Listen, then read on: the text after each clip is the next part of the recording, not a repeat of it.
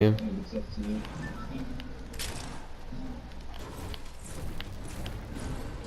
What's up, bro? Oh, not much.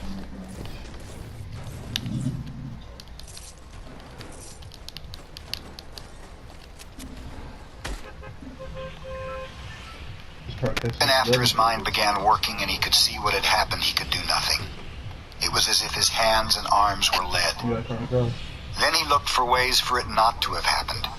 Be asleep, his mind screamed at the pilot. Just be asleep, and your eyes will open now, and your hands will take the controls, and your feet will move to the pedals. But it did not happen. The pilot did not move, except that his head rolled on a neck impossibly loose as the plane hit a small bit of turbulence. The plane. Somehow, the plane was still flying. Seconds had passed. Nearly a minute, and the plane flew on as if nothing had happened, and he had to do something, but did not know what. Help. He had to help. He stretched one hand toward the pilot, saw that his fingers were trembling, and touched the pilot on the chest. He did not know what to do. He knew there were procedures, that you could do mouth-to-mouth on victims of heart attacks and push their chests, CPR, but he did not know how to do it, and in any case could not do it with the pilot who was sitting up in the seat and still strapped in with his seatbelt. So he touched the pilot with the tips of his fingers, touched him on the chest and could feel nothing. No heartbeat, no rise and fall of breathing, which meant that the pilot was almost certainly dead. Please, Brian said, but did not know what or who to ask. Someone by you. Please. The plane lurched again, hit more turbulence, and Brian felt the nose drop. It did not dive, but the nose went down slightly, and the down angle increased the speed. And he knew that at this angle, this slight angle down, he would ultimately fly into the trees. He could see them ahead on the horizon, where before he could see only sky. He had to fly it somehow. Had to fly the plane. He had to help himself. The pilot was gone, beyond anything he could do. He had to try and fly the plane. He turned back in the seat, facing the front, and put his hands, still trembling, on the control wheel, his feet gently on the rudder pedals. You pulled back on the stick to raise the plane. He knew that from reading. You always pulled back down below? on the wheel. Oh, you got him. He gave it a tug, and it slid back toward him easily. Too easily. You're bugging me The a plane, little with bit. the increased speed from the tilt down, swooped eagerly up and drove Brian's stomach down. He pushed the wheel back in, went too far this time, and the plane's nose went below the horizon, and the engine speed increased with the shallow dive. Too much. He pulled back again, more gently this time, and the nose floated up again. Too far, but not as violently as before.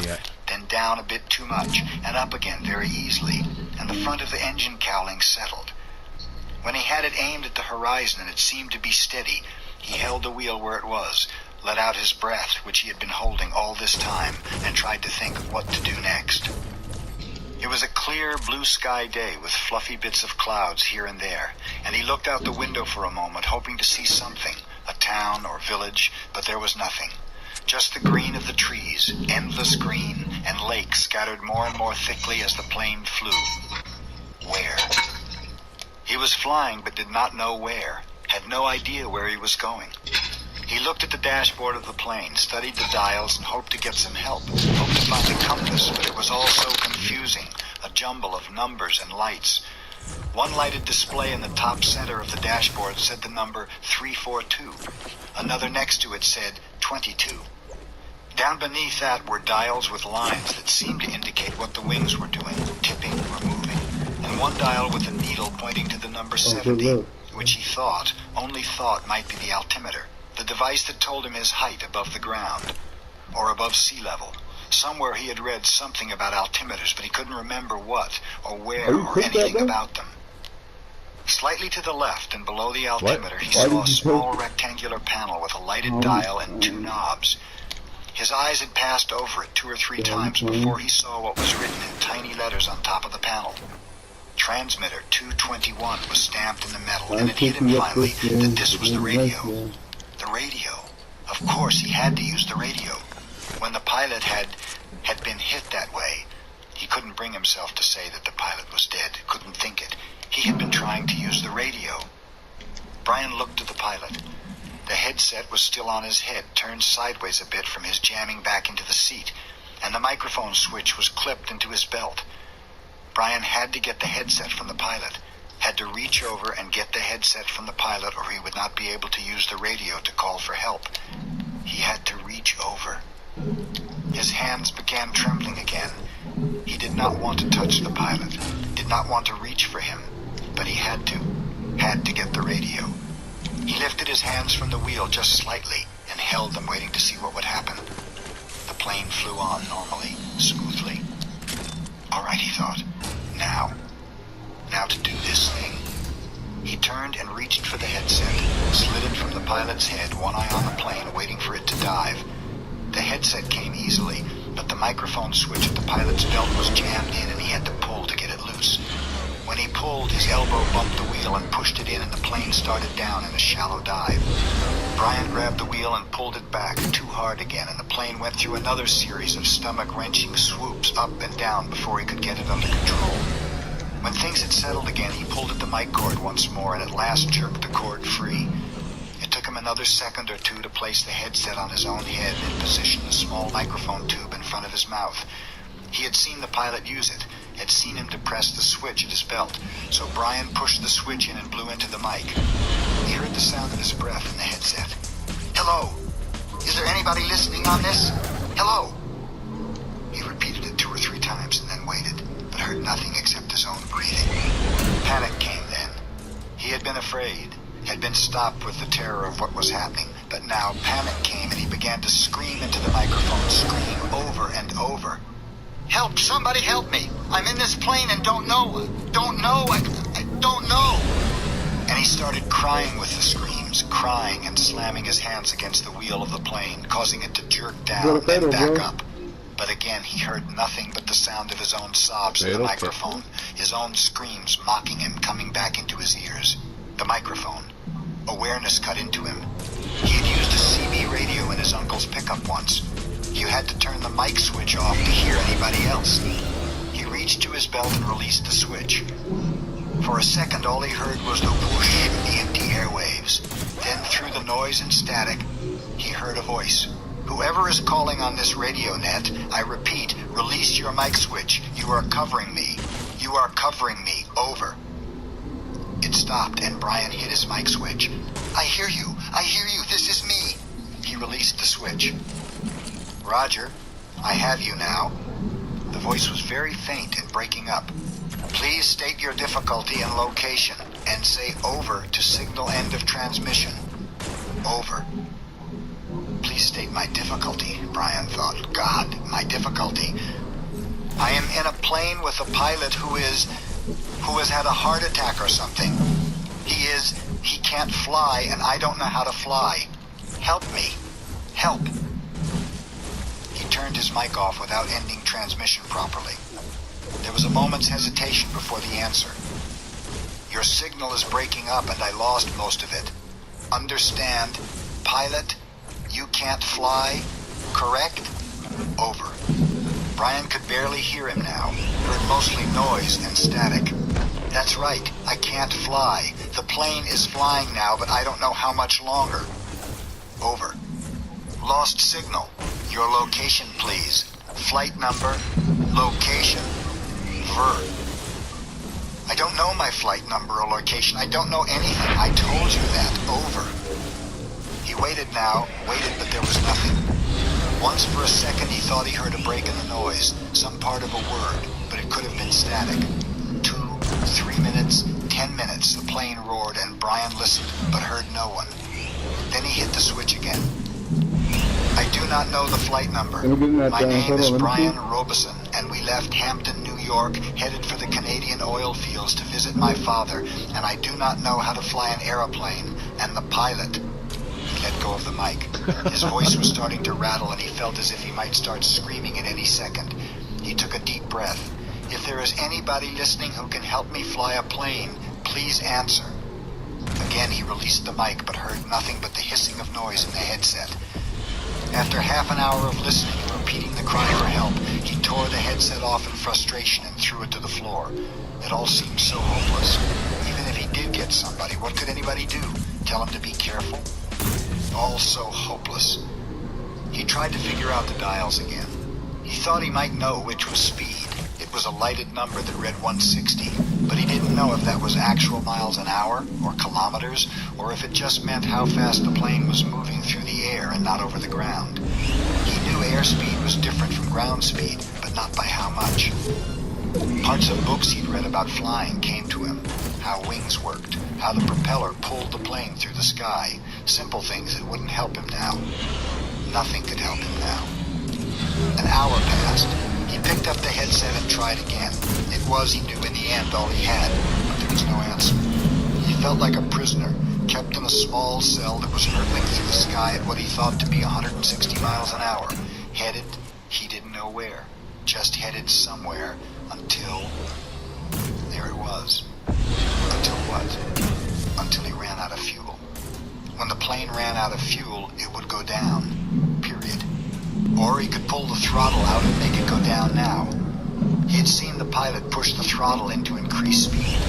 If he pulled the throttle back out, the engine would slow down and the plane would go down. Those were his choices. He could wait for the plane to run out of gas and fall, or he could push the throttle in and make it happen sooner. If he waited for the plane to run out of fuel, he would go farther, but he did not know which way he was moving. When the pilot had jerked, he moved the plane, but Brian could not remember how much or if it had come back to its original course. Since he did not know the original course anyway and could only guess at which display might be the compass, the one reading 342, he did not know where he had been or where he was going, so it didn't make much difference if he went down now or waited. Everything in him rebelled against stopping the engine and throttling now. He had a vague feeling that he was wrong to keep heading as the plane was heading, a feeling that he might be going off in the wrong direction, but he could not bring himself to stop the engine and fall. Now he was safe, or safer than if he went down. The plane was flying. He was still breathing. When the engine stopped, he would go down. So he left the plane running, holding altitude, and kept trying the radio. He worked out a system. Every 10 minutes, by the small clock built into the dashboard, he tried the radio with a simple message. I need help. Is there anybody listening to me? In the times between transmissions, he tried to prepare himself for what he knew was coming. When he ran out of fuel, the plane would start down. He guessed that without the propeller pulling, he would have to push the nose down to keep the plane flying. He thought he may have read that somewhere, or it just came to him. Either way, it made sense. He'd have to push the nose down to keep flying speed, and then just before he hit, he'd have to pull the nose back up to slow the plane as much as possible. It all made sense. Glide down, then slow the plane, and hit. He would have to find a clearing as he went down. The problem with that was he hadn't seen one clearing since they'd started flying over the forest. Some swamps, but they had trees scattered through them. No roads, no trails, no clearings. Just the lakes. And it came to him that he would have to use a lake for landing. If he went down in the trees, he would die. The trees would tear the plane to pieces as it went into them. He would have to come down in a lake. No, on the edge of a lake. He would have to come down near the edge of a lake and try to slow the plane as much as possible just before he hit the water. Over that Easy way. to say, he thought. Hard to do. Easy say, hard do. Easy say, hard do. It became a chant that beat with the engine. Easy say, hard do. Impossible to do. He repeated the radio call 17 times at the 10-minute intervals, working on what he would do between transmissions. Once more, he reached over to the pilot and touched him on the face, but the skin was cold. Hard cold. Death cold. And Brian turned back to the dashboard. He did what he could. Tightened his seatbelt, positioned himself, rehearsed mentally again and again what his procedure should be. When the plane ran out of gas, he should hold the nose down and head for the nearest lake and try to fly the plane kind of onto the water. That's how he thought of it. Kind of fly the plane onto the water. And just before it hit, he should pull back on the wheel and slow the plane down to reduce the impact. Over and over, his mind ran the picture of how it would go.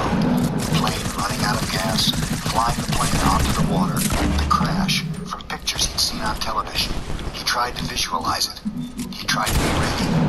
But between the 17th and 18th radio transmissions, without a warning, the engine coughed, roared violently for a second, I was looking at their eyes died. too, my mama. There was a sudden silence, cut only by the sound of the windmilling propeller and the wind past the cockpit. Brian pushed the nose of the plane down and threw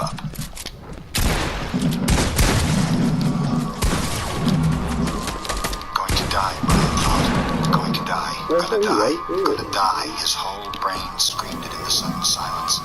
Gonna die. He wiped his mouth with the back of his arm and held the nose down. The plane went into a glide, a very fast glide that ate altitude, and suddenly there weren't any lakes. All he'd seen since they started flying over the forest was lakes, and now they were gone. Gone. Out in front, far away at the horizon, he could see lots of them. Off to the right and left, more of them, glittering blue in the late afternoon sun. But he needed one right in front.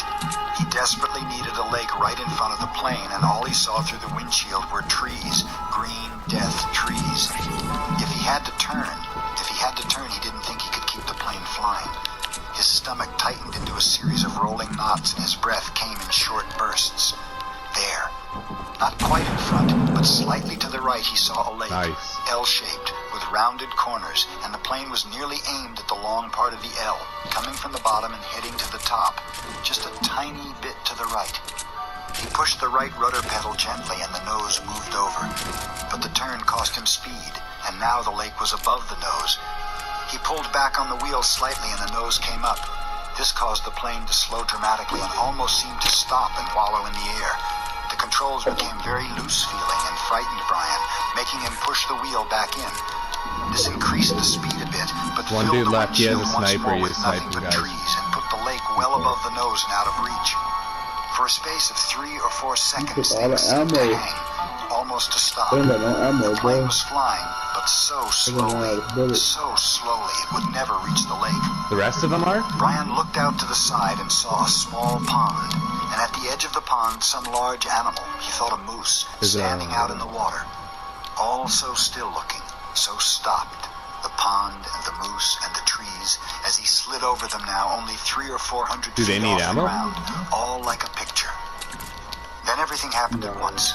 Trees suddenly took on detail, filled his whole field of vision with green, and he knew he would hit and die, would die. But his luck held, and just as he was to hit, he came You into an got open 77. lane, a channel of fallen You trees, got- a wide place. Oh, I got leading to the lake. 124. The plane Oh, you got committed now to 124? landing, to Yeah. crashing, fell into the wide place like a stone, Oh. and Brian eased back on the wheel and braced himself for the crash. But there was a tiny bit of speed left, and when he pulled on the wheel, the nose came up and he saw in front the blue of the lake, and at that instant, the plane hit the trees. There was a great wrenching as the wings caught the pines at the side of the clearing and broke back, ripping back just outside the main braces. Dust and dirt blew off the floor into his face so hard he thought there must have been some kind of explosion. He was momentarily That's blinded not and normal, slammed though. forward in the seat, smashing his head on the wheel. Then a wild crashing sound, ripping of metal, and the plane gets rolled to the down right to, and blew through the trees, out over the water, Final and circle, I down, gotta count down that. to slam into the lake, skip once on water as hard as concrete, water They gotta that be up tore in the there. windshield They out knock and the roof shattered the down. side windows, water that drove him back into the seat. Somebody was Hey, get that bomb right there, bro. screaming as the plane drove down into the Up in water. there? Someone Yeah, right there. screamed It just tight fell animal on the roof. screams of fear and pain, and he did not know that it was his sound, that he roared against the water that took him and the plane still deeper So the whole down in the scene- water. He saw nothing but sensed blue, cold blue-green, and he raked at the seatbelt catch, tore his nails loose on one hand, ripped at it until it released, and somehow, the water trying to kill him, to end him, somehow he pulled himself out of the shattered front window and clawed up into the blue, Oh, felt something hold him behind back, us. felt his windbreaker tear, and he was free. Tearing yes. free, ripping free. But so far to the surface, and his lungs could not do this thing, could not hold and were through, and he sucked water, took a great pull of water that would finally win, finally take him, and his head broke into light, and he vomited and swam, pulling without knowing what he was doing, without knowing anything, pulling until his hands caught at weeds and muck, pulling and screaming until his hands caught at last in grass and brush, and he felt his chest on land, felt his face in the coarse blades of grass, and he stopped. Everything stopped. A color came that he had never seen before, a color that exploded in his mind with the pain, and he was gone from it all, spiraling out into the world, spiraling out into nothing. Nothing. The memory was Good shit, guys. Nice. Struggling to kill that last person though. Yeah, damn. Good game though.